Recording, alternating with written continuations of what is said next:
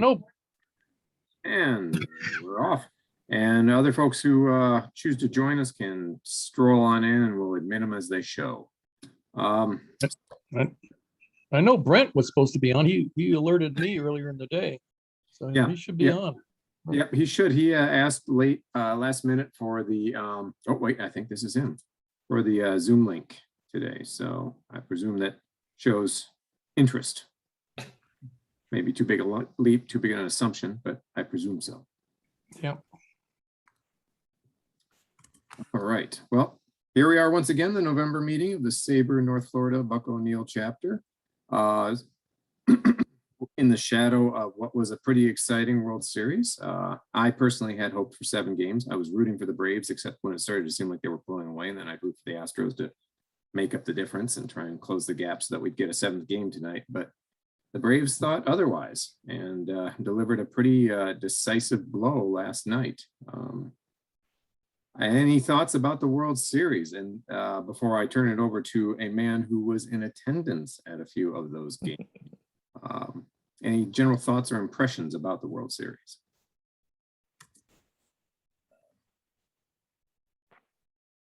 I saw a lot of it. I found it entertaining. I was rooting hard for the Braves, who've been either my favorite team or one of my favorite teams for most of my life.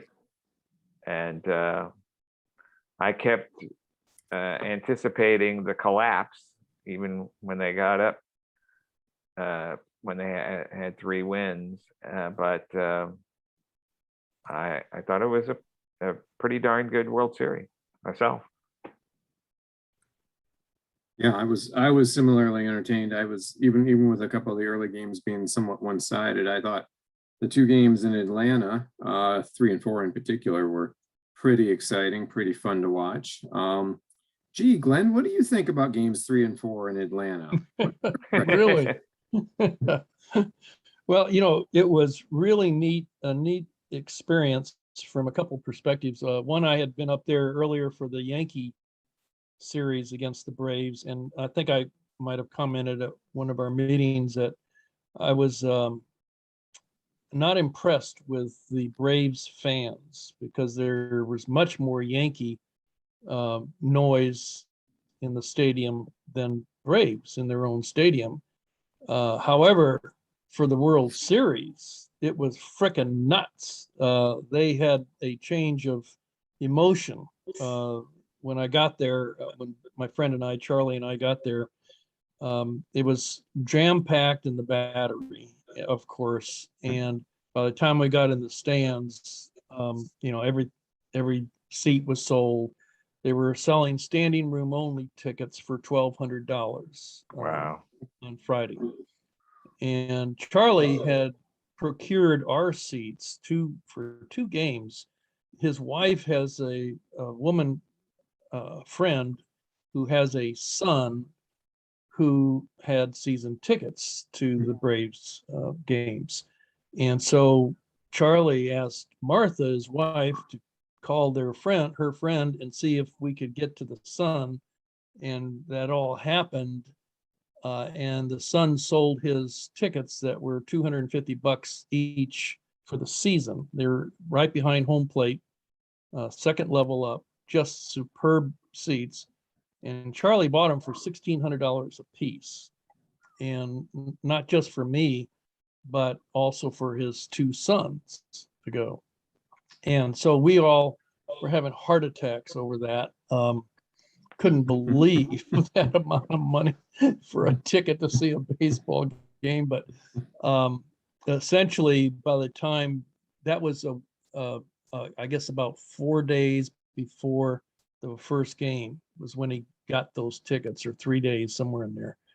And by the time we got there on Friday for the first game there, those tickets were selling on StubHub for $5,000 a piece.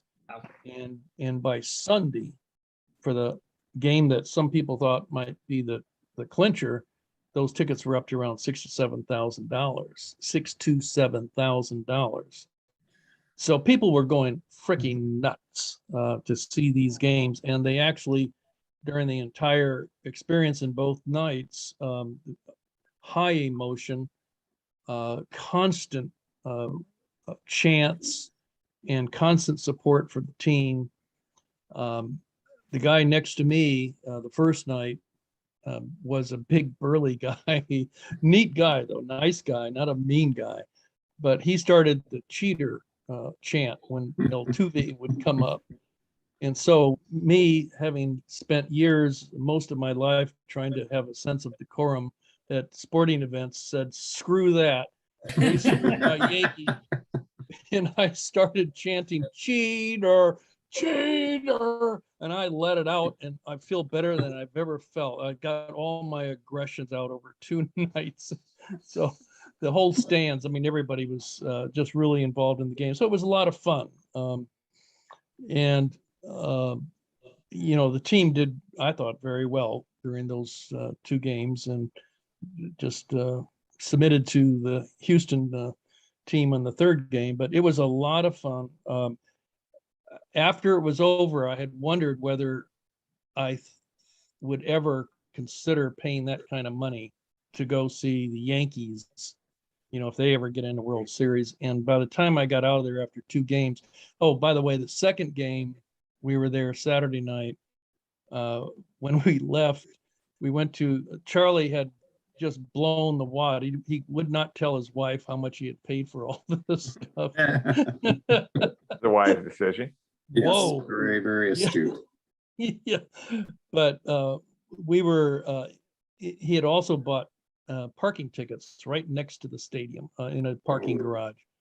So the 2nd night, it was tough getting out of, it wasn't tough getting into the parking garage because we went early, but it was tough getting out the 1st night. But the 2nd night, it was more than tough. We sat there got our car in the queuing line to get out of the parking lot after the game. And we sat there for over an hour, about an hour and 10 minutes, just sat there. Nobody moved in these lines. And we're all going, what the hell is going on? You were thinking there were big traffic accidents on the feeder roads or whatever. But what it was, as you may know, is former President Trump attended the game. Yeah. So they just tied up all the streets and stuff until he and his entourage successfully exited the stadium. So that was, luckily we felt very good about the win. So it offset the frustration of sitting there for an hour and making sure your air conditioner was on for all the fumes in that garage. Could have killed us all. So, but it was a great experience, and I would definitely pay that kind of money to go see particularly a Yankee game, World Series. There's something about it. Both of us felt at the conclusion of it that, yeah, it's hard to say it out loud, but money well spent. It was really a great experience, and I'm just very, very happy I finally got to a World Series. So it was worth it. It was fun. I say, especially because the Yankees in a World Series is very rare now. Yeah, exactly. That's why I decided that was great to go to this one, because I may not get that bucket list item checked off anytime soon. But it was great. Cool. Thank you. That's a pretty cool little insight. And I don't know how many other folks here in the meeting have been to a World Series game. Anybody else? Yeah, I've been to 3. Okay. I was at the Braves Yankees series, 2 games in Atlanta, the Padres and Yankees.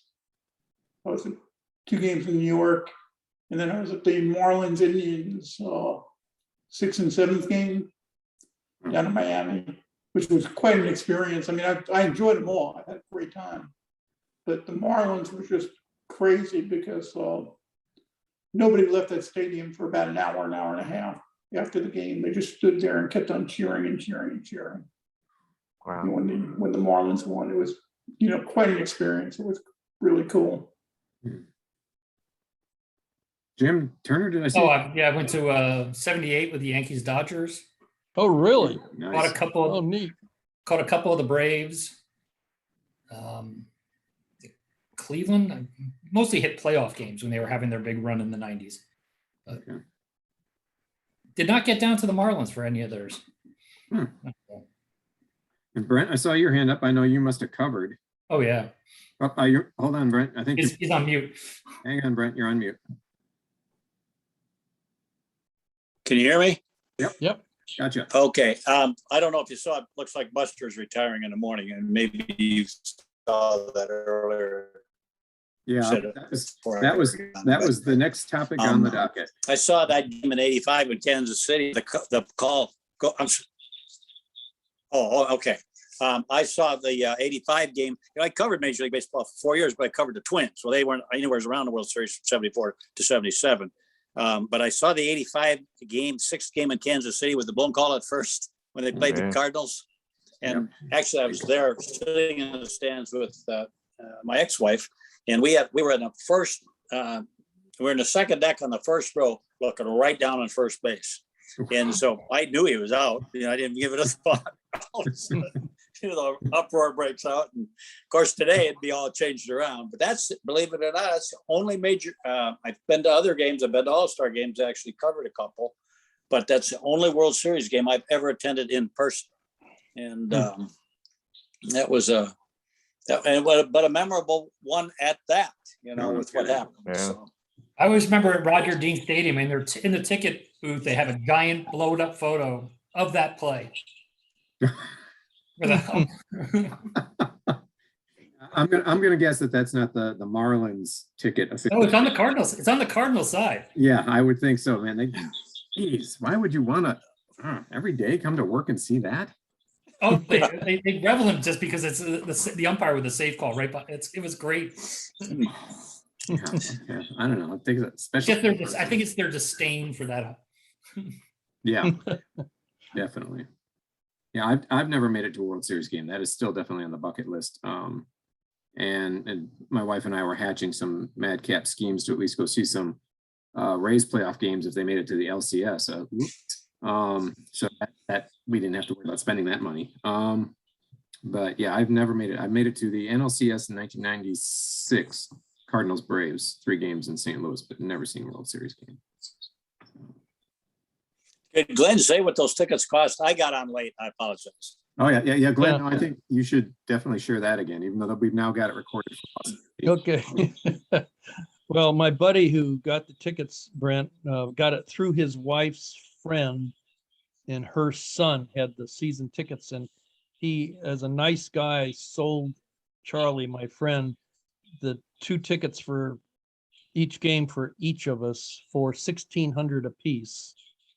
But by that was about 3 days before the first game at Atlanta.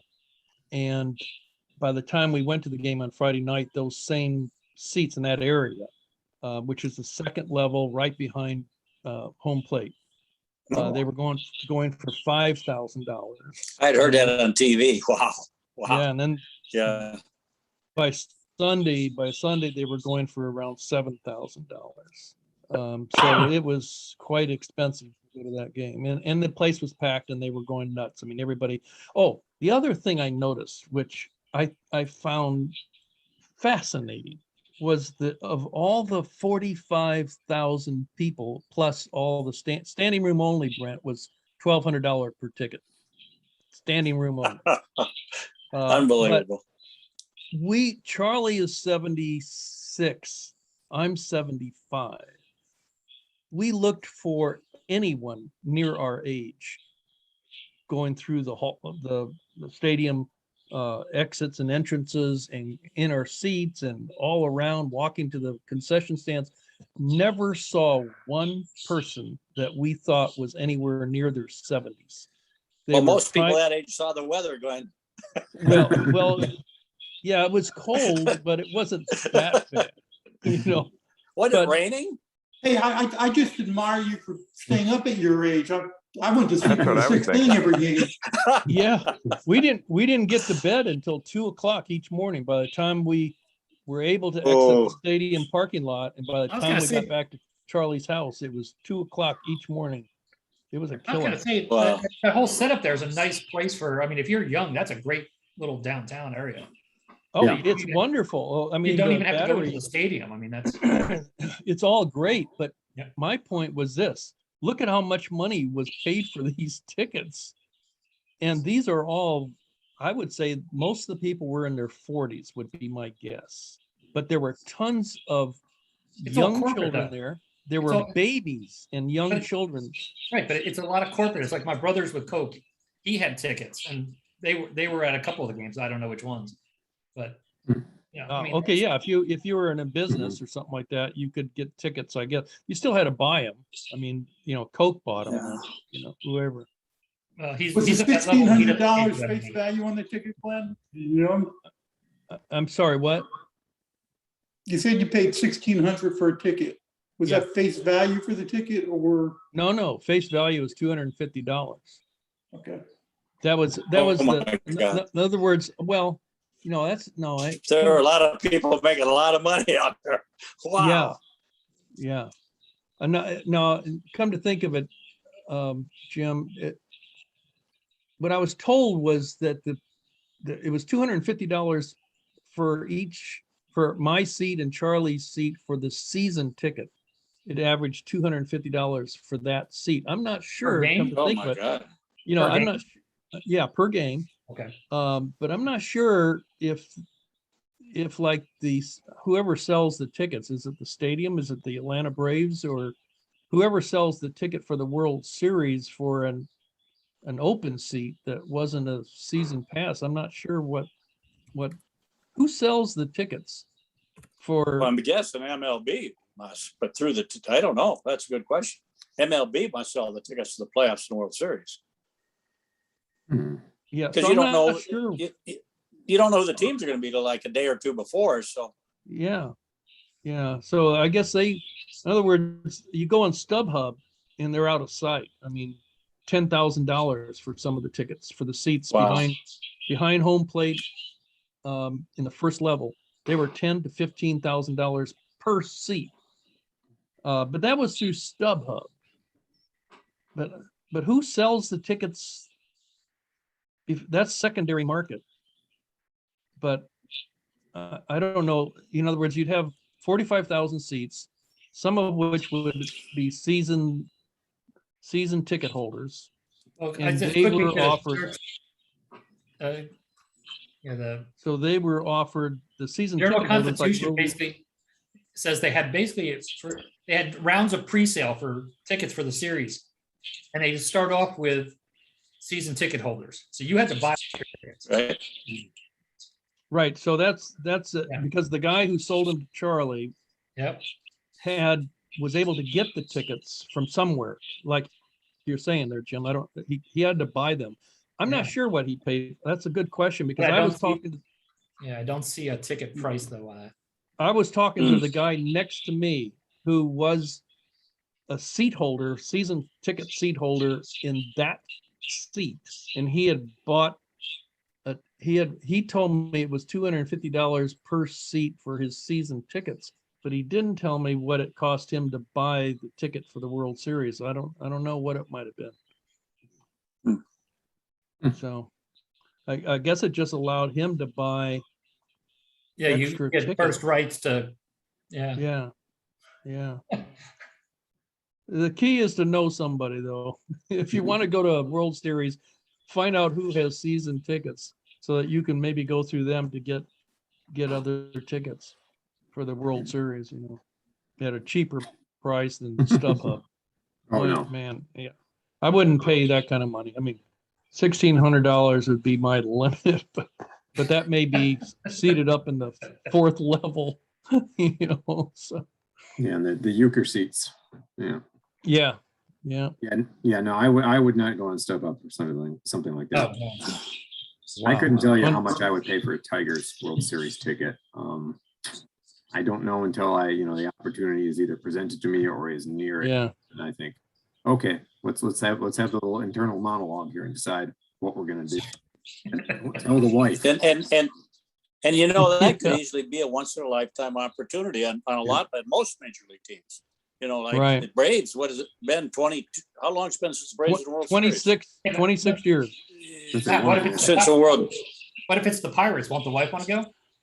Yes, and then all of a sudden, it'll turn out to be a very reasonable discussion, and I'll be happy to tag along, and I'll be happy to help provide financial support for the purchase of the tickets. Yes, absolutely.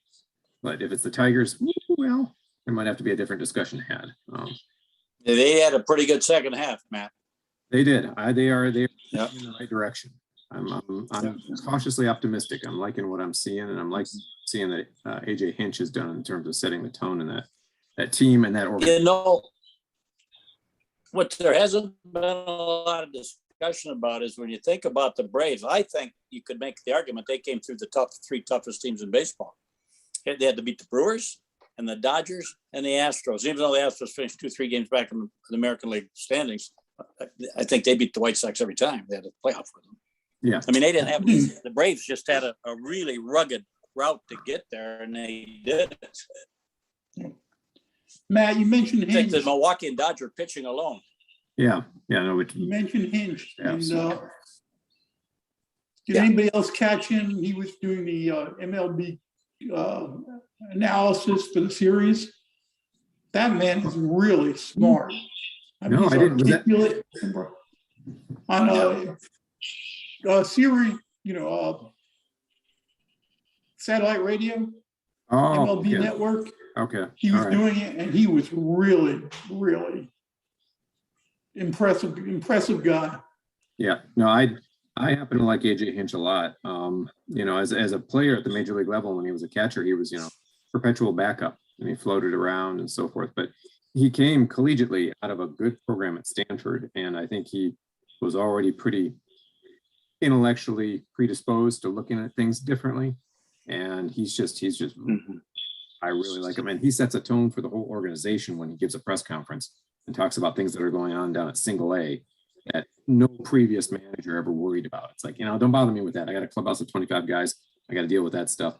But AJ Hinch is talking about a borderline prospect down in Lakeland or in West Michigan or something. Yeah, he's just really sharp, really good. And I think that was a brilliant hire on their part to try and really turn things around and take it to the next level. So I'm optimistic. We'll see. All right. The Well, Braves could be there for a while too. yes, they could. First of all, okay, I'll ask this question before we get on to anything on the World Series.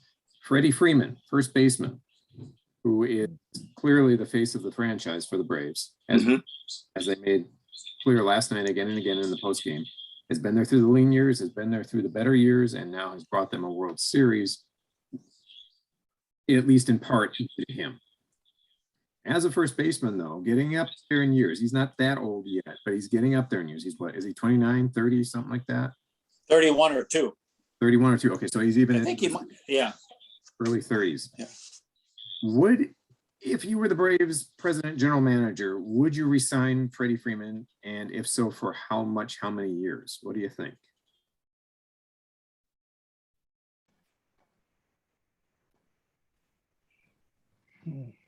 Hey, Jim, I think you're muted there.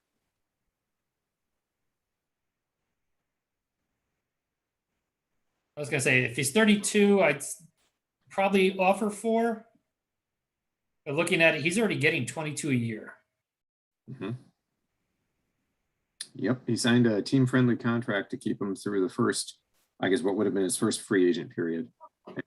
Now I he's hitting the don't market think he's going to second get that. I don't think he's going to get that type of money anywhere. And you could justify it if you're the Braves, as part of that is his PR value. half. So what do you say then? So you Because then you make him a career Brave. Yeah, exactly, which is a rare thing. Now, would you go above the 22 mark? And if so, how much? That I don't. That's, and I doubt they're swimming in money. So, and they've got a lot of other young guys that they got to pay soon. So. Yep. They have a good crop of young guys who are going to become arbitration eligible before too long if they're not already. But that's what I'm saying. I'm not sure other teams are going to be paying him that. I'll tell you one thing I noticed, that in the stadium, whenever his name is ever mentioned or he comes up to bat, it's electric. They're much more, Rosario, I'd say, is the next most popular, but Freddie is, to me, from the reactions in the stadium, was far more popular than any of the others. He's been there So forever. it would be, yeah, it That's would what be I'm good saying. to keep him. But I don't see him going to a different market and getting that money or that Right. loan, Yeah. just because they don't pay 32-year-olds anymore. Right, a 32-year-old first baseman, no less. And it's like, how much call is that there for that sort of thing normally? Yeah. Ring and fantastic statistics. Perhaps you could be talking about Freddie as a borderline Hall of Fame candidate. If he has a couple more good years, really. I mean, the World Series is going to help cement his legacy pretty nicely. But yeah, I think it'll be very interesting to see what the Braves decide they can afford to do, given the financial limitations they might be facing with other players, with especially younger players. They're going to have to start worrying about paying Acuna. They're going to have to, who didn't even play because he was hurt at not even quite midseason. And of course, that's why they went out and got the four horsemen outfielders that they brought in. Who made Matt, contributions. Acuna is under contract. Acuna is under contract. He is, but for how much longer? And 6-7 years. is he for He that? signed 10. He got signed a 10-year contract. Okay, then there you go. Then that takes some of the burden, if you will, or they have some. And Albies has got 4 more. Albies has got 4 more in Okay. his deal. Okay, so there you go. So that's good. Then they can worry more about paying He's got, or overpaying. Acuna's got 6 years and then it's the team options. Okay. What does Albies got left, Jim? That I gotta quickly open up. While he's looking that up, does anybody know what type of financial reward a team like Atlanta will get because they're world champions? Do they get money from the World Series, of course, but Mhm. is there something else that would pull money in, revenues in? Because I mean, that'd be sales of merchandise, I assume, but is there anything else that would justify their giving Freddie a contract that would keep him? You're talking like maybe like an additional bump or bonus in the TV contract money or something? Yeah. Is there anything? Extended season. I Albies don't is know. 4 years and then 2 years team options. Okay. So, Yeah, I as far as TV is concerned, I don't think so, because I think that's pooled, because at that point you're talking about national broadcast, Fox or an FS1 or TBS or whatever. I think that's pooled money. So I don't know that they gain anything in particular above and beyond what any other team would get out of that pool. What they might get beyond that, or what they might get from additional advertising, as minuscule as it might be, say on their local radio broadcasts, because the radio coverage goes all the way through the World Series locally. So they would get additional revenue from that. Probably not much in comparison, but they would get something from that, certainly the merchandising. And there's a winner's share, I think, that's still allotted to teams and players. Yes. So Winning. it's over 400,000 a player to the winner. Okay, so that's to approach the major league minimum. It's not there, but it's starting to approach. Yeah. that. Each guy gets, I think team votes on full shares, but Mhm. in the loser share 2 years ago, it was about 270, I believe, for the World Series. Okay. And then remember, you got money building up along the way too for Mhm. the other playoffs, but Yeah, pretty but good that's- deal. That's not bad, but that's down to the individual player. But as far as the organization being able to make a decision about a Freddie Freeman and an extended contract for that first baseman at that age range, based on having a good long run and winning the World Series, monetarily speaking, I don't know if there is anything that they could specifically. How about ticket sales next year? there. Next Ticket year's sales- ticket sales. I'm sure Yeah. they'll be good. I would be curious next year, Glenn, if you go up and you see the Yankees or whomever comes into town next year, what does attendance look like in the wake of the World Series Yeah. championship at what is still a relatively new ballpark? Because the last time the Braves won the World Series, they were playing in Fulton County Stadium. So they actually, Well, that's right. 5 won it. 96 was last year for Fulton County, or no, sorry. Yeah. Yeah, 96 was last year for Fulton County, because 97 then they moved into Right. Turner, which had been there for the Olympics. So, they- Matt, Yeah. what were you guys talking? I got knocked off for a while and missed the early part of the Freeman conversation, but did somebody throw out what they thought might be a contract the Braves would afford and that Freddie might sign, or did you not get into that? Not especially. Jim speculated on what he thought would be, or what he would pay if he were in a position to do so, in terms of years and kind of in terms of dollars. He's making about 22 right now, I think is what Jim said. Yeah. And, a very team-friendly contract, the end of which is the end of this season. Which will help them too going forward with the Braves. They've had him on a good deal. Yeah. Yeah. Jim, what'd so- Jim say? Jim, what'd you say? I said I'd give him 4 years with the same rate, but basically because part of that's him being PR. I mean, he is a face of the team, and that's Yes, absolutely. So you Yeah. wouldn't give him 100 for 4 years, but close. no, Yeah. because I don't think he's going to get that money anywhere else. He's worth so much more in Atlanta though than he Yeah. is anywhere else too. That's what I'm saying. I mean, Yeah. he's 32. He's 32. They don't give contracts like that to people over 30 anymore. So it's, maybe they'll go 5 years just, and Yeah, I think he's still a hell of a player. he is. No, he's still a great ball player, and his value first is. baseman, so you don't clear. expect him to wear down as much. Yeah. But how old is Buster? I mean, he just retired today, I guess. 34, I believe. So he retired at age 34. So I mean, Yeah, 34, Freddie might go till 36 or 37 or He's in a lot easier position, Glenn, than Yeah. Buster. Yeah, yeah. yeah. Freddie's at the position where people like Buster go as they're trying to keep it going. So I was gonna say, I think Buster might have showed a new path though for catchers. Like take a year or two off every once in a while. yeah. Yeah, I think he's that's- going out. He's going out on the high part. That's a pretty neat. Yes, he is for sure. And I think we can look forward to a Buster Posey Day next year at Dick Hauser where they retire his number finally. Just have to find out what day that could be and who That'd they be cool. be. What was it? Does anybody know what his average was for this year? Was it 300 It was over 300, I believe, Yeah, over? and his career too. And that may be. He's a smart guy. That may well have gone into his thinking because I think Jim Yeah. probably could check this out. But I think his career average is right at 302. 30. Okay, there you 302. go. there you That was go. And this way, Yeah. and that's a big deal when you start looking Hall of Fame. Yeah, yeah. He's Not being 299, but being 302. yeah. he's 158 really- home runs. 50, you got Yeah, right Matt at Mantle stayed a year or two too long. He slipped under 300. Right. Yeah. Yeah. I think he was 299, wasn't he, Jim? Yeah, something like that. Mhm. 298, 299. Yeah, it must have killed him. Yeah. So He didn't yeah, have to worry about getting in the Hall of Fame, guys. Yeah, that's true. Yeah. Yeah, he didn't have to worry about that. Yeah. Yeah. I don't But think just Buster does personal. either, to be honest with Mhm. you. Even though his career numbers are pretty modest, but I think he was regarded maybe the best catcher in the game for a long time. And he was the centerpiece of 3 world championship teams, That's right. classy guy that everybody liked. I don't know. I'll be surprised if he's not first ballot, to be honest with you. I think it could be an interesting test case because I want to see how they view catchers versus other position players, as long as they're not trying to compare the apples that are catchers to the oranges that are right fielders or first baseman or what have you.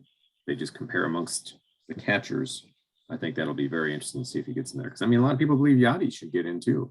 I think there's a very strong case to be made for Yachty in the Hall of Fame. Oh, I do too. 20 years behind the plate. He's the top defensive catcher of the game. Yeah.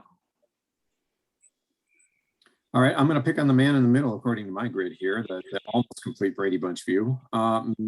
Chuck, what do you think? What do you think about Buster's chances?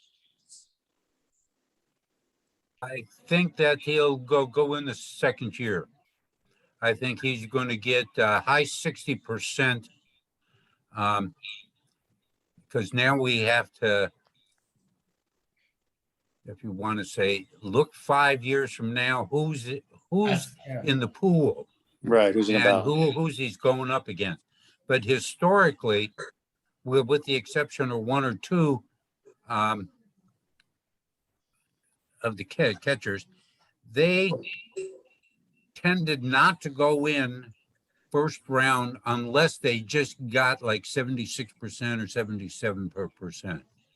77%. Otherwise, they're high 60s. Then the next year, depending upon the slate of candidates, they go in at the high 70s or the low 80 percentiles. That's historically. But there again, it depends who's in the pool. Yeah, I don't see doing a quick who retired. I see Dustin Pedroia, Jay Bruce, Daniel Murphy, Nick Markakis, Chris Davis, Brian Dozier, Jordan Zimmerman, That's all the rookies for that year. But I'm Right. saying, who's the Who are the holdovers? holdovers, yeah. No, these are people who retired this year. No, what I'm saying is that in 5 years from now, we're gonna have holdovers. Right. Oh, And Well, who's that group of holdovers? Right. Since the ballot is from 0 to 10. Right. You can't name more than 10, and who's ever the holdovers? Those who haven't yet reached eligibility but will in the next couple of years. Right. Yeah. So, yeah, no, I think that's gonna be interesting. So high 60s. Okay. Yeah, I think that will be very interesting to see how he does. But of course, I don't think there have been that many. Have there been that many really big names retiring in the past year or two? Ichiro. I Yeah, think but that was a couple of years ago now. he'll be right. he'll be out of the way by the time Buster. Oh, Well, yeah, he'll be first ballot. So Who else is there, Matt, on the way to be first ballot that's not quite there yet? I don't What know. do you think? When do you think Pujols is coming back next year? I think if the national How much money has he got left? What, of the 240 million? yeah, Yeah, I think he is coming back next year. Whether he finishes all the way through to the end in October next year, I don't know. Did he go back to the DR to play this winter? For the first time ever in his career, he's playing in Yeah. the DR Winter League.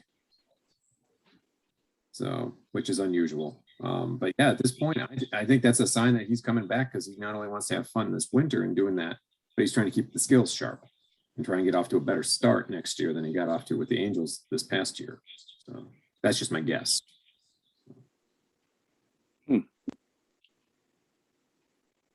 But next year or this off season, we have the collective bargaining agreement rearing its head again. So Yeah. who knows, all this stuff we're talking about with Freddie Actually, no, Freeman. he may be. Ooh, I think he academic. He is What's that? done. Pujols. What's that? Pujols is a free agent, so Yeah, no, he's a free agent. That's why I'm saying if they have a National League designated hitter, I think someone takes a chance on him. Maybe even an he American wants to. Yeah. age. how much do you pay him? Oh. You want to pay? You want to play, huh? How about an incentive-laden contract? Yeah, I think that would be the way to. Starting with, Well, that might be a deal where St. Louis would do that. If the money were right. yeah, to bring him back on a goodwill Yeah. tour kind of thing. Yeah. Yep. How many home runs did he hit this year? He's not far behind 700, I don't think, is he? About 15 this year, I think. Yeah. Yes. 15 to 20, maybe 18, something like that. Yeah. Isn't he about 25 short, 20 to 25 short of 700? He'd have a pretty good year next year to reach the 700 plateau, I think, if I remember correctly. I can't remember. And he needs but- 21. 21? Yep. Okay, there you go. So that That may be an incentive. have to be a pretty good year. Well, look at his RBIs. He's like third all time, I think. Jim, are you looking at RBIs? Yeah. What was he on that? He's 2150. So He's third, right? that's got to be one of these up. I don't think that's. Aaron's first. Bonds never got to 2,000 ribbies.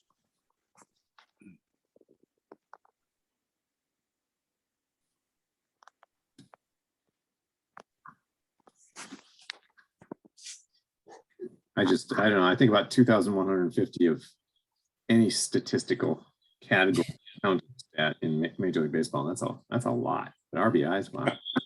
21 years to 100.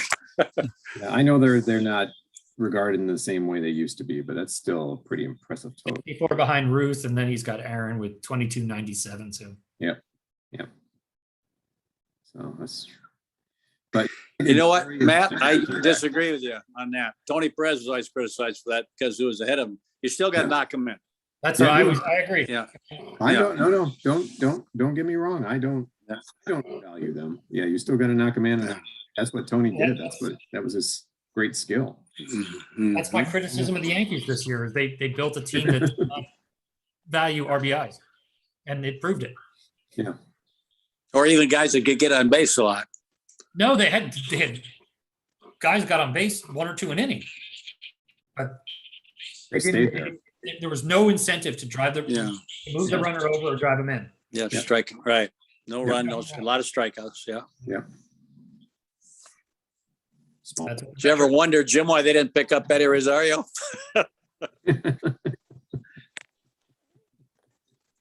Yeah, that was one of the shrewder moves the Braves. They got Gallo, they need more strikeouts.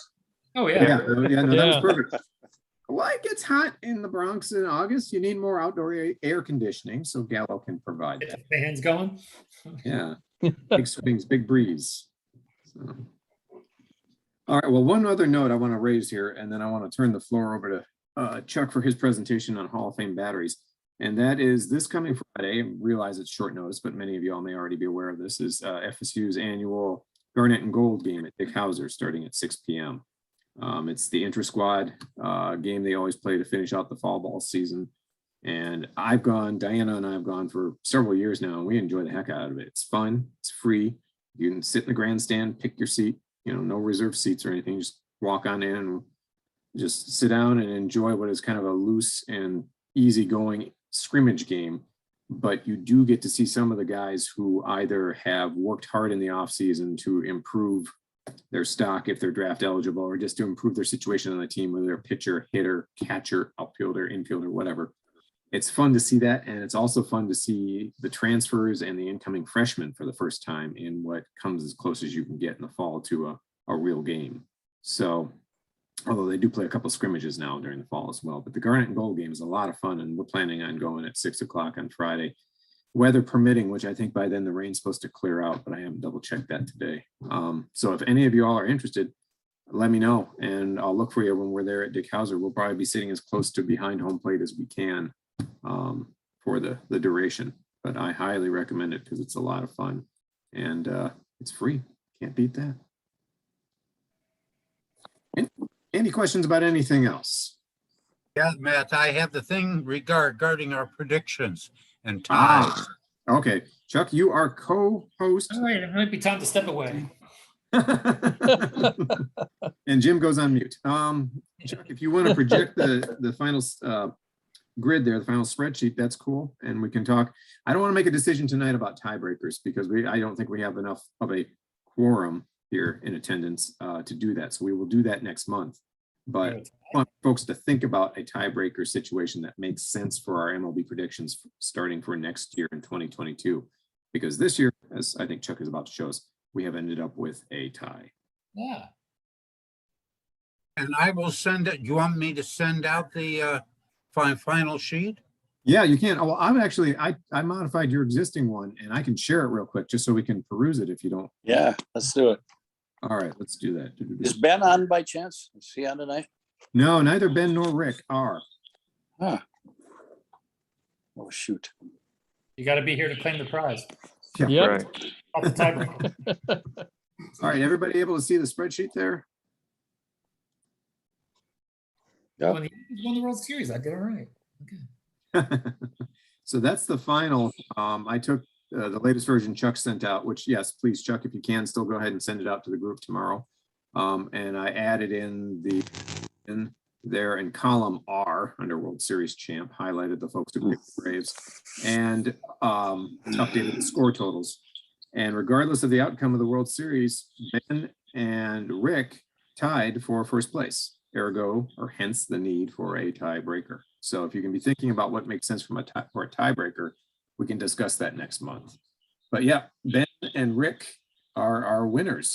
So congratulations to them, even though neither one of those bums bothered to show up tonight.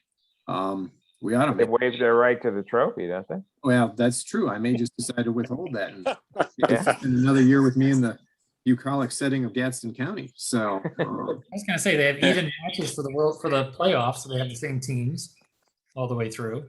It's just Yeah. what Milwaukee and the White Sox are the only difference. yeah, it was pretty minuscule in terms of the separation between them, according to Lori did pretty well. yeah, Lori did quite well. You know what? Lori typically does pretty well, actually. Unfortunately, she can't make these meetings typically, but yeah, if she were here, she would have every right to chortle and brag about her consistently good scores. So finishing a pretty strong second place there. Minnesota killed her Is- like is- everybody else. Is Clint the young the young guy? No, Clint Chafin is a longtime local chapter member. He lives up in South Georgia. Several years ago, actually, wow, it's probably more than several years ago, almost a decade or so ago, he came and gave a really cool presentation at SABR Day in America back when we were meeting at the fourth quarter on the work he's done over the years to hold reunions of players, ex-ball players who played in the Georgia-Florida League, Florida-Georgia-Alabama League, or some variation of that. Basically, the league that was, what were they, Class D league that the Tallahassee Capitals were part of for a time. And all sorts of small towns in Georgia had teams in that league. And he's been a historian. It's become a passion of his to kind of document the history of that league. And he would always invite veterans of those leagues to come back every year to Moultrie, I believe is where he held the reunions, or maybe Valdosta, and reminisce about their experiences and share fellowship with fellow vets from those leagues. They were well attended for years, and he ran all of that. And so he's stayed tapped in with our chapter as a result of presenting to us all those years ago. And he did a pretty good job of making his picks there too. He rode Atlanta pretty thoroughly all the way to the end. No surprise, he's a Braves fan. So As Ben Gaddis is too, just a true Braves fan. Yep, which I'm thinking he's probably still sleeping it off. Either that or he's actually, maybe he's actually studying for class. Yeah, he got classes. Yeah. Yeah. Yeah, his grades might have slipped during the month of October there. Tell him to have a home run hitting contest, 10 pitches. Not a bad idea. I hadn't considered the physical challenge aspect of the tiebreaker situation. I was like looking like, you know, their picks are pretty much the same. So it's like you can't go, you know, one has a wild card pick there or something that's different than, so it's. Yeah, I'm not sure how a tiebreaker could even be set up that would change anything. Yeah, I don't know, other than, you know, we'll just create yet another column on the spreadsheet with another category saying pick the total number of runs scored in the World Series. You have to pick the winners of the Arizona League. The Arizona Fall League. There you go. There you go. The complex league in Arizona. So there are the picks, and Chuck will be sending those out tomorrow. Go ahead and stop sharing now. And with that, I think it's time to make our segue into Hall of Fame batteries. It is all yours. You are co-host, so if you'd like to project, please feel free.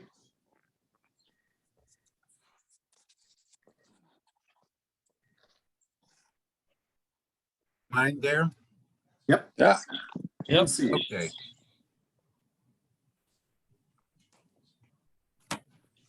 There we go.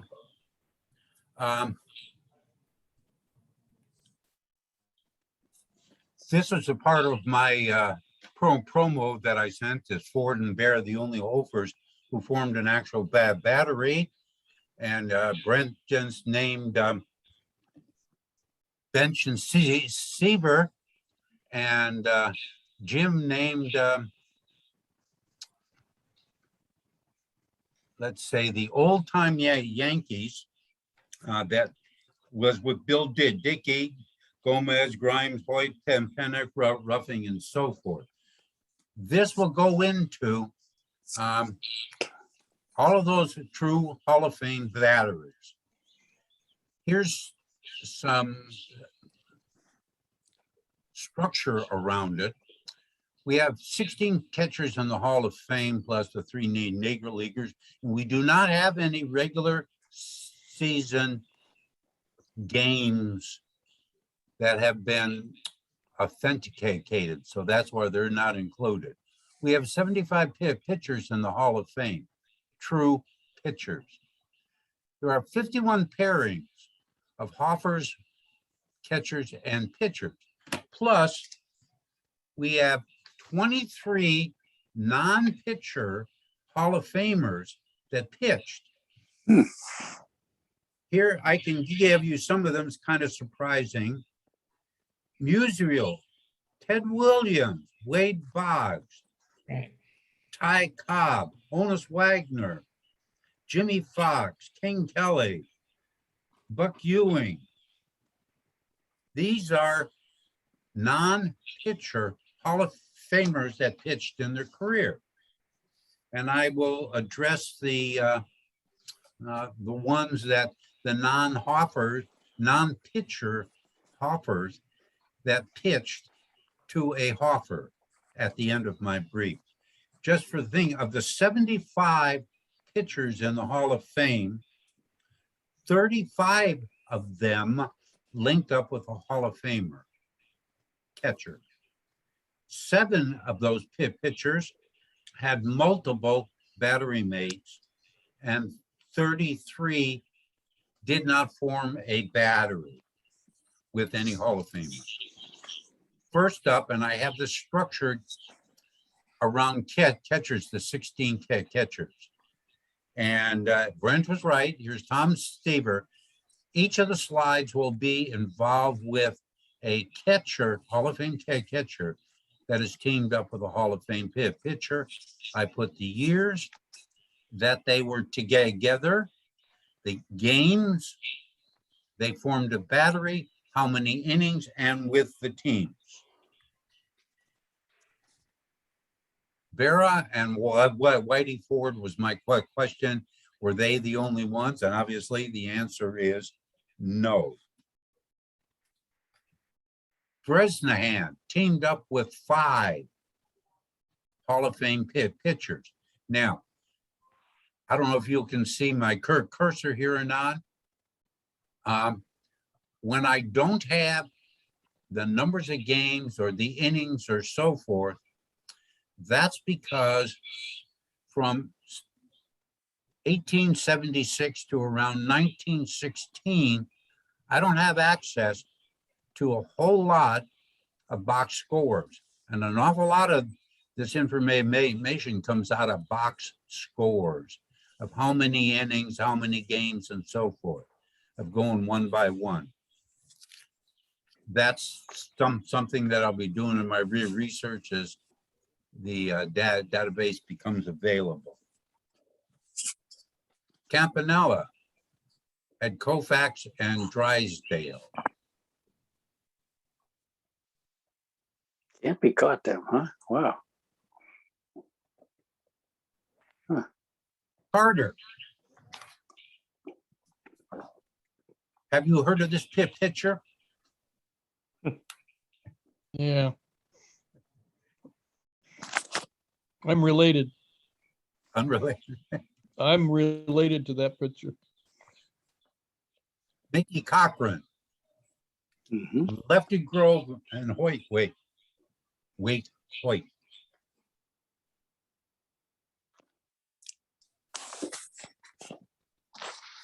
Bill Dickey. And he had a bunch. Yes.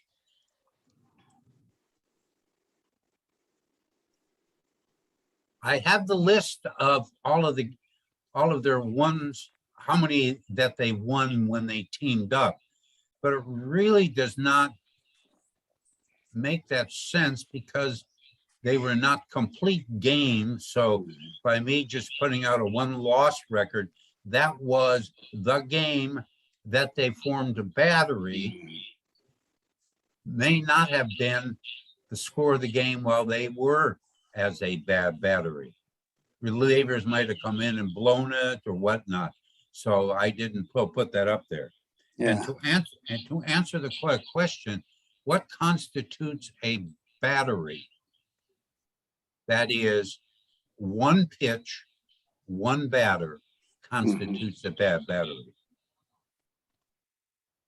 And the box score would show that as well. That's correct. Yeah.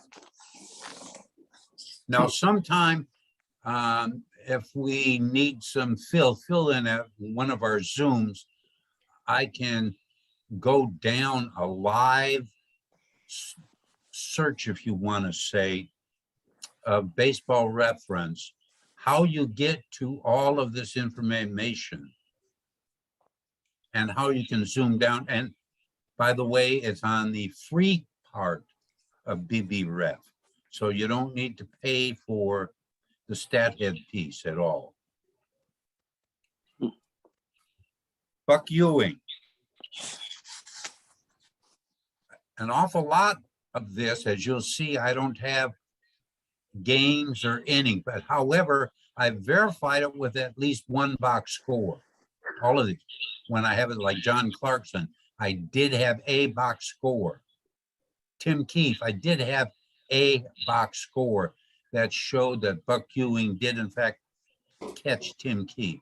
I was gonna, is Buck the only one that caught a Hall of Famer in his debut? Again, Because there was a trivia question this week, and I was looking at Buck Ewing, oh, and his debut was catching Tim Keefe. oh. But Well, how many games? But no, his debut. The first wasn't one, catching a debut. Hall of Famer. Oh, his first debut. So I was yeah. wondering, did anybody else, was their That debut? I don't know. Oh, okay. That I don't know. Who did Buck play for? Troy and the Giants and somebody else.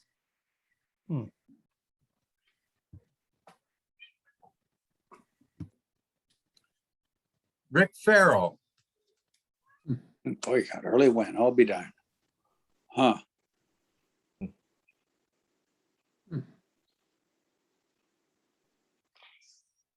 Carlton Fisk, the second Hall of Fame famer that caught Tom Seaver.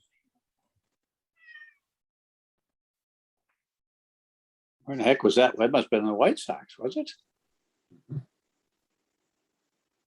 It Oh, was. yeah. Then 84 through 86, 56 games. Okay.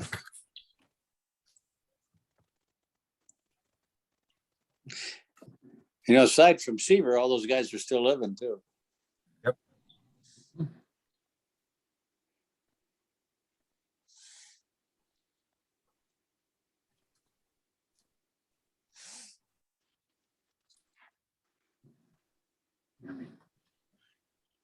And Grimes is one of those that had two Hall of Famers.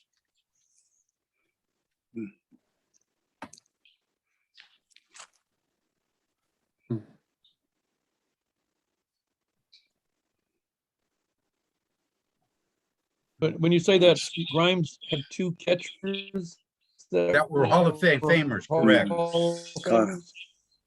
Okay. Jeez. He had Bill Dickey Oh, Seaver and too. Gabby Hartnett. Yeah. Right, Seaver had at least two then too, right? Sorry, Bench and Hart- Fisk.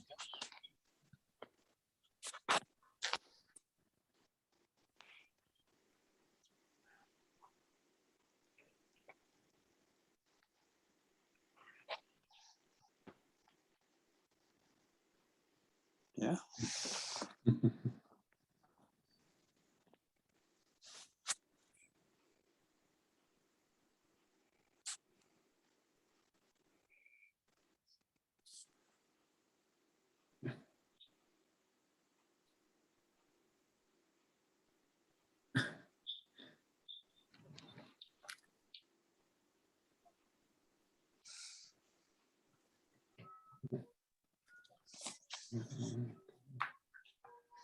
Yeah, look at Simmons. Oh, man.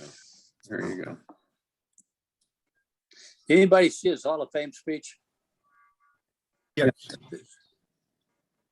Might be the best one I ever saw there. Yeah, it was very good.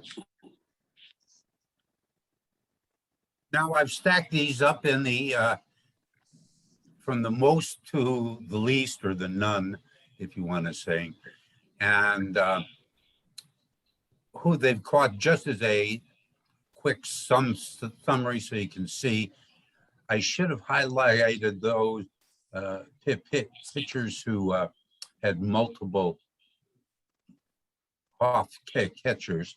But it's Steve Carlton had two, Grimes had two, Lefty Grove had two, Wade Hoyt had two, Carl Hubble had two, Herb Pennock had two, and Tom Seaver had two.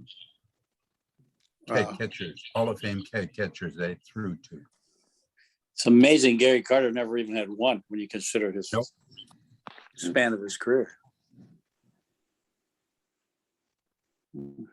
Well, Okay, here's the record holders, if you want to call it. Cochran and Grove had the most games as the battery of the Hall of Famer batteries. 315 games. Most innings, Dickey and Ruffing, 2,000 innings. Jeez. Wow. Yeah. And then Bill Dickey had the most games, 700 games with 5 different pitchers. Wow. Bill Dickey also had the most innings of off pitchers, those 5 pitchers, 4,600 innings. And Buck Ewing had the most seasons with off pitchers, 35 different player pitcher seasons with 5 pitchers. Hey, Chuck, did Yogi, was he the immediate replacement for Dickey, or was there somebody between them? There was about 3 also rans. And the sense that they were the backup to Dickey. They had, remember, they had the war years in which it was, you know, and then Barrett came back from the war and but, you know, it's kind of like saying they really didn't have a star catcher in the Yankees between Dickey and Barrett. Okay. All righty, now here's a oddity. This is King Kelly in the 19th century. He's an outfielder Hall of Famer, but he caught 584 games. Jeez. He caught off first baseman Cap Hansen, who pitched in a game. He also caught old Hoss Radburn as a pitcher, and he caught pitcher Kid Nichols while he was King Kelly was catching. Of course, back in that time frame, you played everywhere on the field, so it's not surprising. Now we get to somebody newer.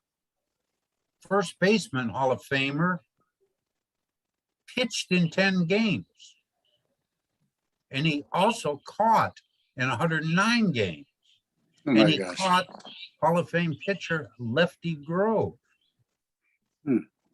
So Jimmy Fox more or less was a want to say everywhere around the infield. Now, this is the future Hall of Fame batteries. And I've broken them up into catchers in the Hall of Fame, and the pitcher is waiting to go in if he ever does. And that would be Andy Pettit and Jim Kapp, or Cott, however you want to say it. Cott. He'd like Cott probably. This is the pitcher is in the hall. The catcher is waiting. Mike Mussina with Jorge Posada, Bert Blyleven with Lance Parrish, Jim Sundberg, Randy Hundley, Robin Roberts, Degonian Smokey Burgess, Randy Hundley. Fergie Jenkins is in, waiting on Randy Hundley. Both catcher and pitcher waiting.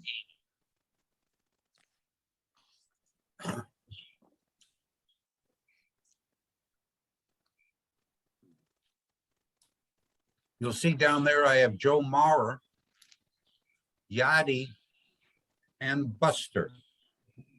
All pretty likely candidates. Yeah. Yep. Yeah.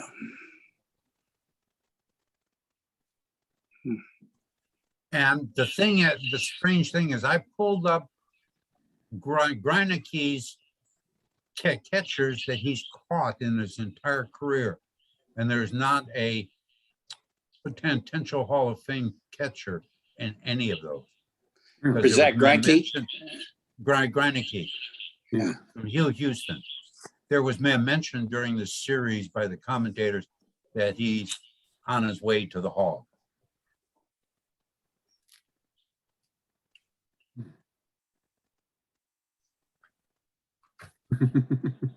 There you go.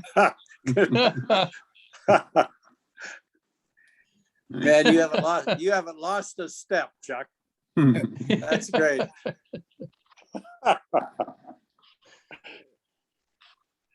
Man alive, amen. Yeah. Okay, sports fan. That was great, Chuck. Yes, it was. Yeah.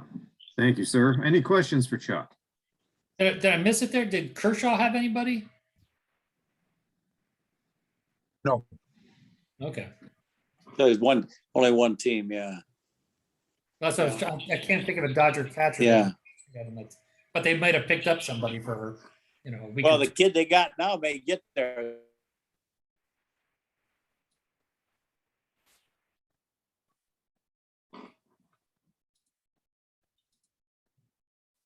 Isn't that his name? Will Smith? Smith. Yeah. He's got a ways to go. Been a young guy the Dodgers got catching now. Got a long way to go, but he's got a good start. Yeah.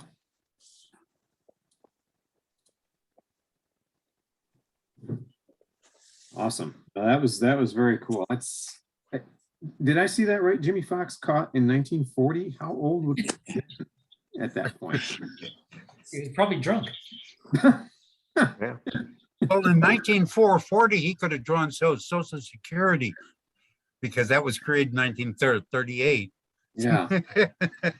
Chuck, tried- Chuck, do you know Remember that. why Fox would have caught those games? I mean, did they need him to catch, or was it I want to catch, or do you have any idea? Well, if you look at all the games, and it's kind of hard to go without showing the display of all the games and all the years that a player batted in or a pitcher pitched in, and then comparing them. You look at those years of where he appeared, and almost all those years he appeared in catcher, first base, third base, pitcher. So it's hard to say if he wanted to do it, was forced to do it, but in those years. Now, to a specific game, I don't know. And I haven't matched up the teams with Fox. It looks All like I know is he was considered to be a very popular player in the media. it looks like his first 3 years, just when he was starting, he would come up for a few days. He was a catcher. But he was young. That's a lot of players are. Yeah. Yeah. I think he started in this. So, and then you got into the Warriors, and they probably needed somebody, and he's like, I could probably do this, and Yeah. That's. Yeah, Does that with show an where he's old man from? with gray hair, that's something else. he was also only 30. He was only 34, so he was. Okay. All right. He must have been young when he came up then, really. Yeah, he was 17 his first year. Okay. Jeez. He and Mel Ott, huh? Well, he only played 10 games, but his first Yeah. 3 years he played in 61 was the most games, but he's listed as a H2, H29, 3H2. So he was catching when Yeah. he started.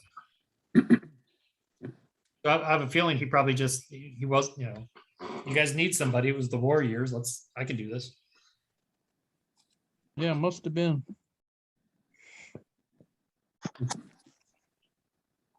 Talented guy. Yeah.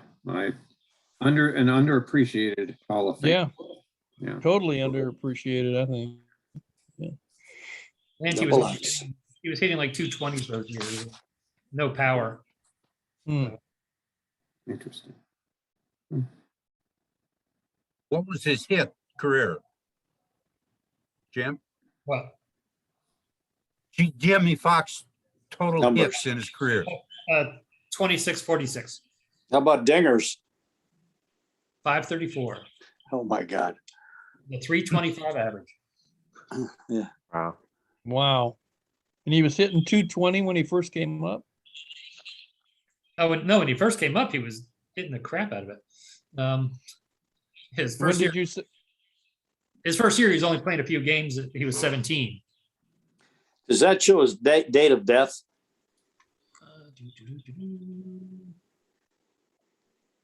Yeah, it should somewhere. 67, July 21st. So he lived to be what? 59 in Miami.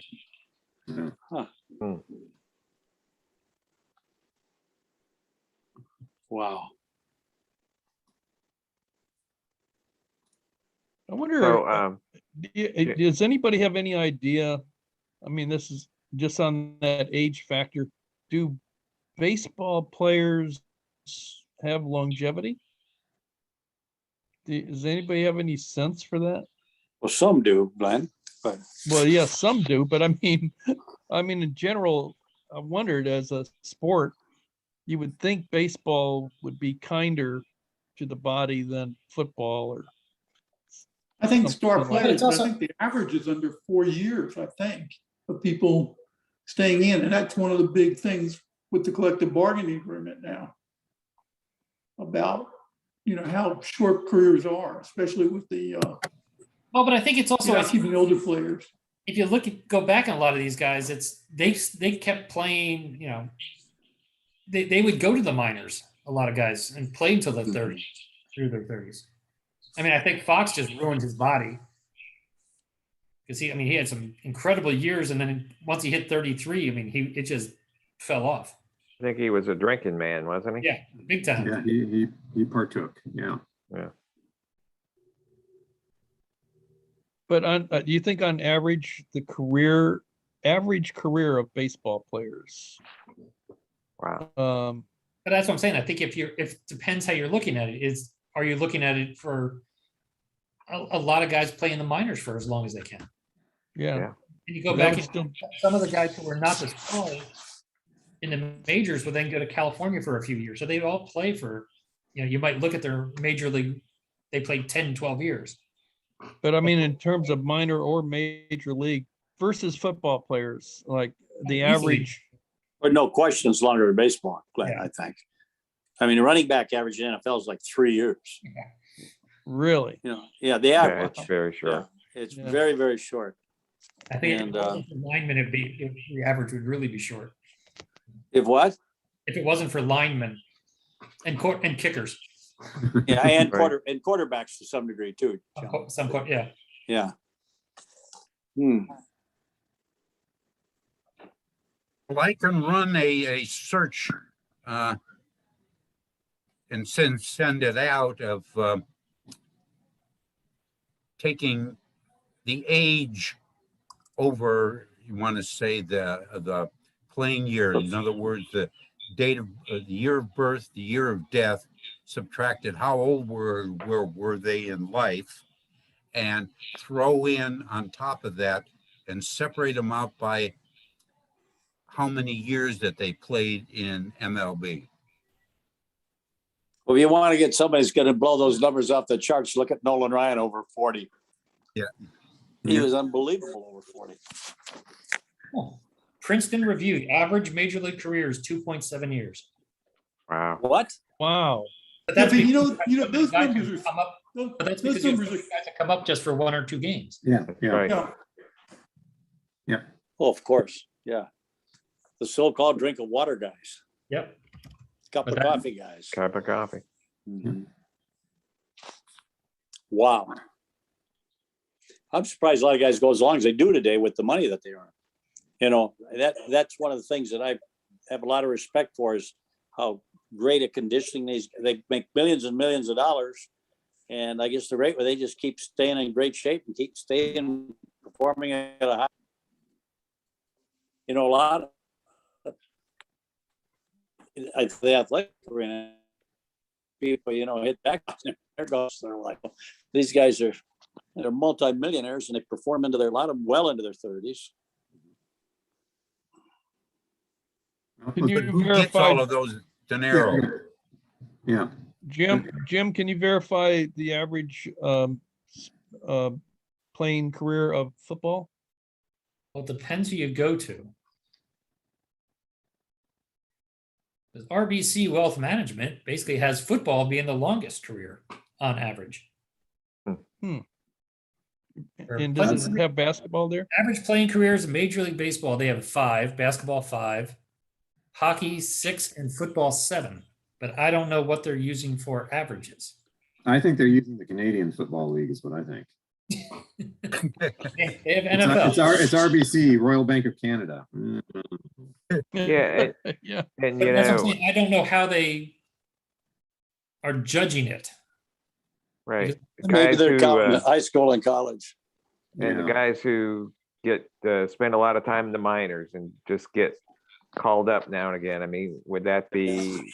That's what I'm wondering. And maybe they're down in the minors for 3 years and then they get called back up. Is that 5 years or 2 years? You know? That's why I'm wondering what, like for football, it's like if you're a taxi squad guy for 2 or 3 Yeah. years Yeah. and then come up, so Same that's thing. a whole new career. Yeah. Yeah, yeah. I mean, what constitutes an actual career? Yeah, it's what constitutes a career? Because a taxi squad guy he's not part of the official roster, or is he? You know, Because then I pull up another. Ram Financial Group has NFL at 3.5 years, baseball 5.6, hockey 5.5, and NBA 4.8. Baseball's the winner there. But again, it doesn't say how they differentiate between Cal Ripken and a guy who shows up for a day. yeah.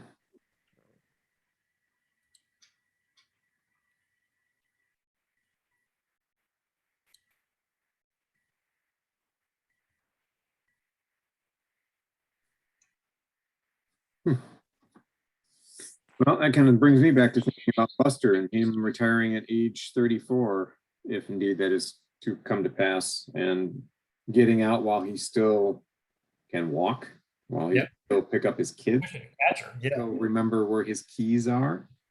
Not too many blows to the noggin, hopefully. And so he's probably getting out at precisely the right time, and maybe that also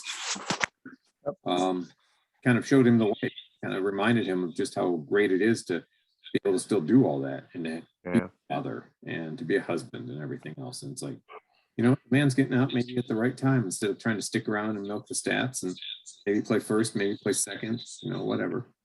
I think that would be a mistake because I think that's what they did to Joe Mauer. And if Mauer going over to first, he then became, quote, an average first baseman. And Correct. you combine that with catching stats, and you're going to look at the whole numbers and say, well, we don't know, you know, we look at his whole career. Well, had he stayed just 2 more years catching, not go to first, he would have been a walk-in shoe-in. Oh, he still should be. Yeah, I think so too. Yep, definitely. But His you're right, best Chuck, years it's- were while he was behind the plate. And thank God for him. I mean, Yeah, and his stats, they get watered down. He moves to any other position, Buster, Mauer, whoever you like. You know, it's well, Buster's getting out with his career over 302. What did he win a batting title? I believe he's MVP. He was Rookie of the year. 3 world champion. I mean, he checks off an awful lot of boxes. Not to mention the quality of person he is, which you cannot. I mean, voters are human beings, and he's not. Most people are going to vote for him. Yep. But you're right. You're right, Matt. He's a smart guy. He's a wonderful human being, and his priorities are right where they should be. And I can't wait to watch the conference tomorrow when he announces. I want to hear what kind of questions he's asked and how he responds, because I think this is going to be a fascinating study into the. they've got 2 really top end prospects coming too. They already have Joey Bart. Yep. Yeah, and then they drafted Bailey out of NC State a year ago. Right. Yep. So, yeah, the Giants are going to be hurting in that department, and that maybe I have no idea if that factored into Buster's thinking at all, or any kind of pressure he might have gotten from the Giants to say, hey, if you want to stick around, we might move you to first because we're not going to re-sign Brandon Belt. Well, he could also be the designated hitter, if they get the DH, yes, he could. which it looks like they're going to do that, right? Yeah, I think that seems to be a fairly foregone conclusion in the negotiations between the union and the owners. But I wonder about his, I don't know. I can't imagine him being happy as a DH. I can't imagine him coming No, being a DH, you know. no, you're right. DH, I can't see that. And, you know, Freddie Freeman's a lot like that too. In fact, last night, the first thing he said was, he asked him about what about the, what did it mean to him? He said, well, the first thing he thought to him was a little 5-year-old watching the game. He says, you know, this is about the time kids get their first memories. And he says, Charlie, I guess the boy's name is Charlie, says Charlie's going to remember Dad's team winning the World Series. I mean, it's neat to hear that where Freeman was at, you know, mind-wise, and how proud he was, and that, you know, the little guy was old enough to possibly remember it. So, And wow, you definitely want your kid coming back to a stadium where they're cheering you. So Yeah. Really? As opposed to the opposite. Yeah. No, that's a pretty cool. You know, speaking of the Freeman thing, I don't know about anybody else, but when Freddie struck out 7 times in a row yeah, that's early on in the postseason, I was like, oh my God, the Braves are going down. That was so bizarre. And then all of a sudden it was over and he was back to hitting again. Did anybody see any stories about what was going on when he was in such a horrible slump? I did not. I didn't either. Yeah, And I guess, I'm not sure. It was crazy. How he was Like feeling. he didn't have a chance up at the plate. Yeah. I mean, maybe he was feeling too much pressure. Maybe he was putting too much pressure on himself. I I don't don't know. It's weird. Whatever he did, I mean, that's the mark of a great athlete. Yeah. Somehow fixed it. And he fixed it at a time when the odds and the stakes couldn't have been higher and the odds couldn't have been greater against him. And it's like, man, that's pretty impressive. Just flip that like that. his on-field demeanor is about as good as it gets too. You know, whether it's balls or strikes, no matter what's going on, you know, and I mean, he showed a lot of emotion, of course, for the last out. I don't see a waste any time putting that ball in the zip pocket. But I mean, his demeanor is just, like you said, Matt, you watch him, you go for 7 and you think he'd be frustrated, but he doesn't show any difference than when he's around. Well, he does get a little pumped when he hits a 460-foot home run like he did a couple nights ago. But, Can't blame him. I think. Did he wind up with a high 290 average? Was that it for the season? I think you're right. Turner, where you at? Where's our statistician there? The man with BB ref on speed. I thought I saw earlier he was over 300 for the year. Let's see. He was 300 on the nose. Really? Wow. What, 30 some homers, right? 31. And how about our Ribbies? 83. Yeah.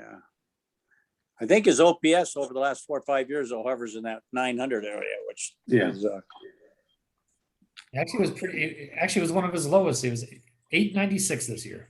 oh my God. Yeah, that's an off year, boy. He really tanked. That's terrible. Right. That's embarrassing. I'll tell you what I like about Freddie Freeman, and this is something that I don't know that gets brought up enough. You'll hear it during games sometimes if you watch enough Braves games. But when he's playing first and the hitter gets to first base, however he gets their walk, hit by pitch, whatever, his demeanor, his interactions with those opposing all the time. Yep. Definitely noticed that. Yeah, it's fantastic. And it's just, he'll give him a little pat on the butt. Talk with him, he'll joke around with him a little bit, how's family, how's kids. You know who else does that, Matt? You know who else does that, right? Miguel Cabrera. Well, Anthony Rizzo's big time too. Yeah, and Rizzo as well. Yeah, Miggy will screw around with guys when they get to first. I mean, he does all sorts of stuff. He'll be picking batting gloves out of their pockets and all sorts of. It's hilarious because anything you get to get a laugh out of them, but also distract them because if they're not paying attention, suddenly come on, picked off, caught stealing. Sorry about that. Yeah. 1-3. Yeah. But Freddie is just.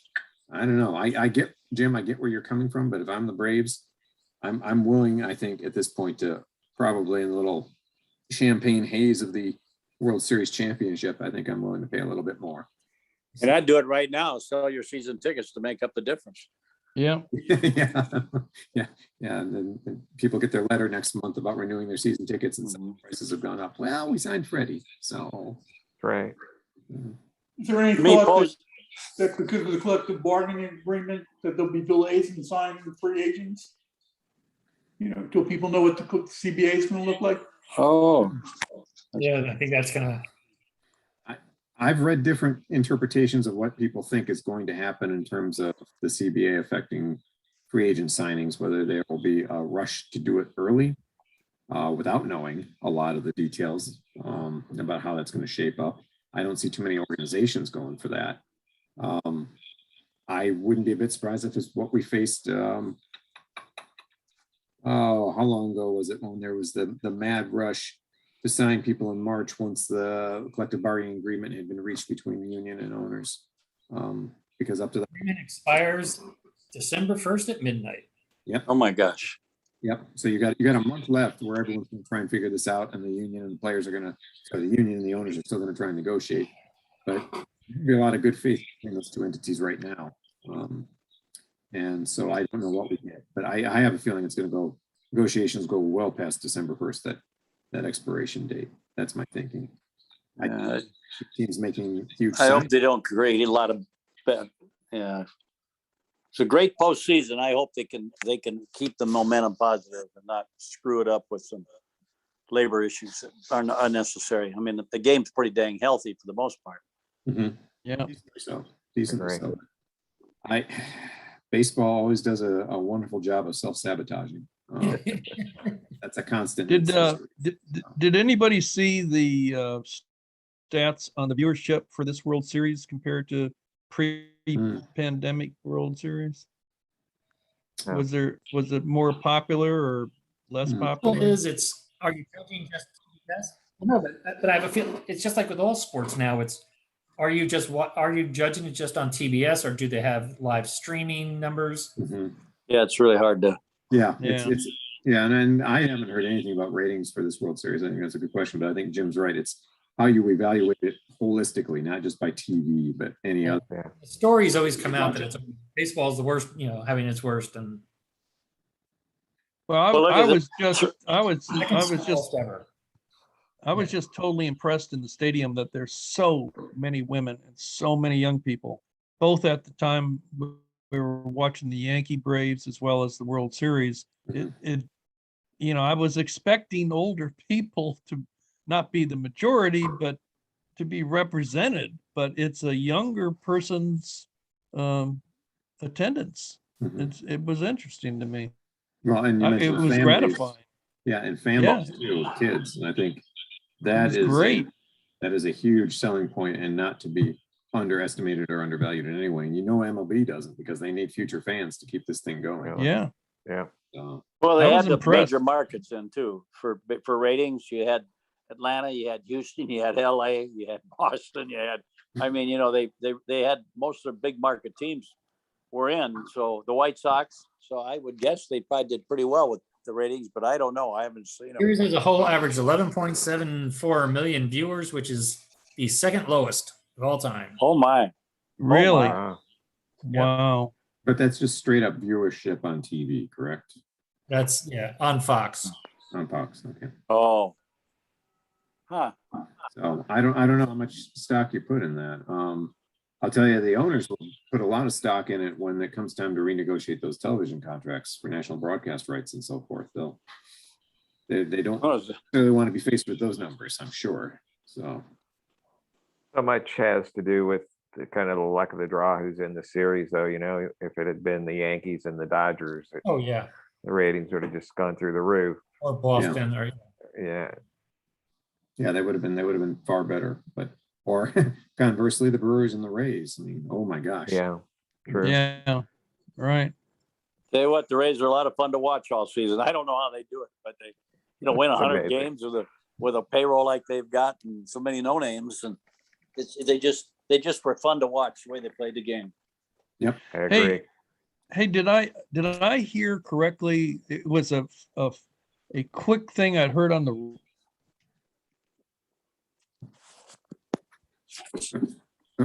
Glenn, you still there? this way. Yeah, I lost them for a second. Yeah, we lost his I think speed. One Yeah. froze. Yeah. Let's see if he unfreezes. Let's see if he thaws. There he Who- comes. There he is. All right. Has anybody heard about whether Tampa is reconsidering a possible site for the Tampa Bay Rays? Montreal still is all you ever hear, but I don't think anything's. I heard something. And It was a flash, but they definitely. there's always talk of somewhere in Tampa. So Yeah, they said. I thought I heard somebody say they're coming up. They're trying to come up with another plan, and I hadn't heard anything else about it. Maybe I just heard it wrong. Glenn, I've got a son that lives in Sarasota, and he follows the Rays pretty closely. And he said the talk, at least on radio and stuff, and this is probably more fan talk, but as they keep that Ybor City area they keep talking about. I don't know. I mean, I know where Ybor City is, but I don't know much about it in terms of putting a baseball stadium and having a room for parking and all that. But he said that seems to kind of dominate the talk on sports talk down there about where they. But I guess that St. Pete lease must be pretty tight legally because it's still got years to go. Yeah, I think 2026, I think, is the last year. Yeah, 2020, yeah, something like that. Yeah, it's about 5 or 6 years away. Yeah.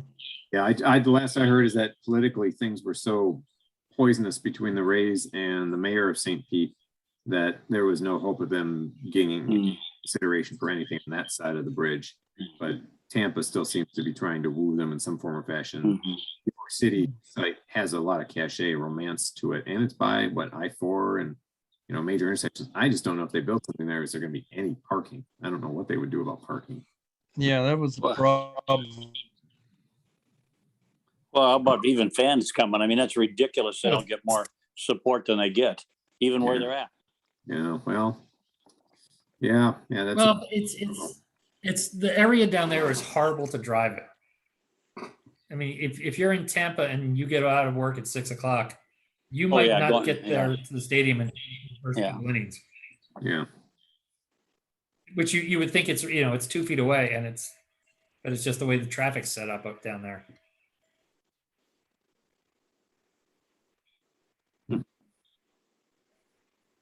Because I've had to cover stuff in Tampa where I'd get off at 5 o'clock. Oh, all right, good. I'll go catch a game. I mean, I would get maybe a couple innings into the game when I got there.